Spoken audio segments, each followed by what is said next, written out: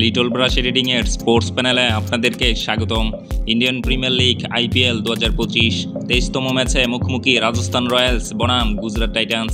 গুজরাটের বোলিংয়ে নাস্তানাবুদ রাজস্থান। 4 ম্যাচে জিতে টেবিল টপার শুভমানরা। রাজস্থানকে হারিয়ে পরপর টানা 4 ম্যাচ জিতে পয়েন্ট তালিকার শীর্ষে চলে গেছে গুজরাট টাইটান্স। এদিন আহমেদাবাদে নরেন্দ্র মোদী স্টেডিয়ামে রাজস্থানকে 58 রানে সহজেই পরাস্ত করল শুভমান গিলের ছেলেরা। ম্যাচের পর গুজরাট তালিকার শীর্ষে গেলেও রাজস্থান 5 ম্যাচ খেলে 4 পয়েন্ট পেয়ে 7 নম্বরেই রইল। টসে জিতে বোলিংয়ের সিদ্ধান্ত নেয় রাজস্থানের অধিনায়ক সঞ্জু স্যামসন। প্রথমে ব্যাট করতে নেমে গুজরাট তোলে 217 রান। 6 উইকেটে হারিয়ে তারা এই রান তোলে। গুজরাট এই ম্যাচে ওপেনে বড় রান পায়। সাই সুদর্শন 82 রান করেন মাত্র 53 বলে। শুভমান গিল অবশ্য এই ম্যাচে ব্যর্থ, তিনি মাত্র 2 রান করেন। জোফরা আর্চারের বলে বোল্ড হন তিনি।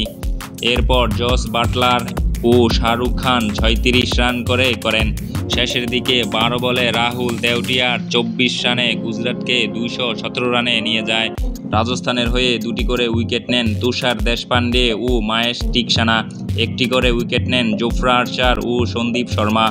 রান তাড়া করতে নেমে এই ম্যাচেও ব্যর্থ হন যশবি জয়সওয়াল, তিনি করেন মাত্র 6 রান।